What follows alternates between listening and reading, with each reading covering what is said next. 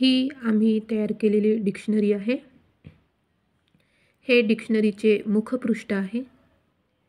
मुखपृष्ठावर my English dictionary standard 4th school name ZP UP school Indala असे लिहिलेले आहे आणि खाली class teacher name Kumari Vidya Jagannath Sonule असे माझे नाव टाकलेले आहे।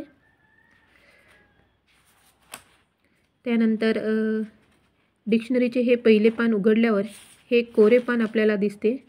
त्यावर केंद्रप्रमुख आदरणीय श्री मुपिडवार सर यांचे मनोगत त्यांच्याकडून लिहून घ्यायचे आहे।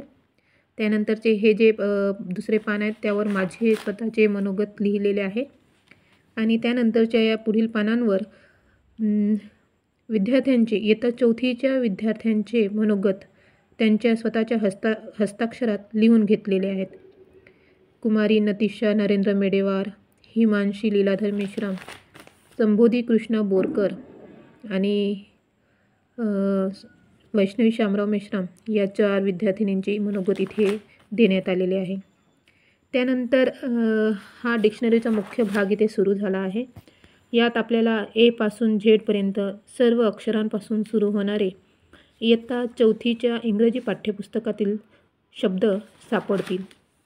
काही ठिकाणी शब्दांचा अर्थ समजण्यासाठी चित्रांचा देखील समावेश करण्यात आलेला आहे।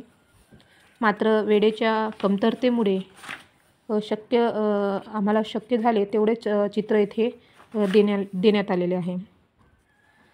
या पुस्तकाची बाइंडिंग स्पायरल बाइंडिंग करण्यात आलेली आहे।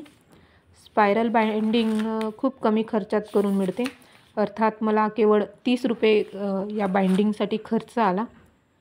टायपिंग मी स्वतः मोबाईलवर व्हॉईस टायपिंग केल्यामुळे टायपिंगचा सुद्धा खर्च इथे आम्हाला आलेला नाही आहे।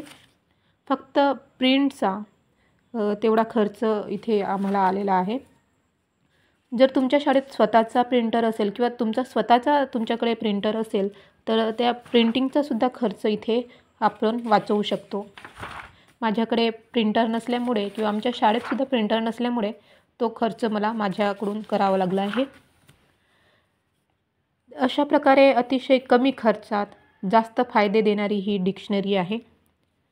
आणि शेवटचे पान या डिक्शनरीचं कोरा ठेवण्यात आलेलं आहे। यावर आम्हाला आमच्या शाळेच्या मुख्याध्यापिका श्रीमती साळवे मॅडम यांचे मनोगत लिहून घ्यायचे आहेत।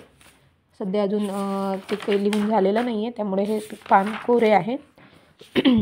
तर अशा प्रकारे ही आमची अतिशय कमी खर्चात आमच्या विद्यार्थ्यांनी तयार केलेली डिक्शनरी आहे।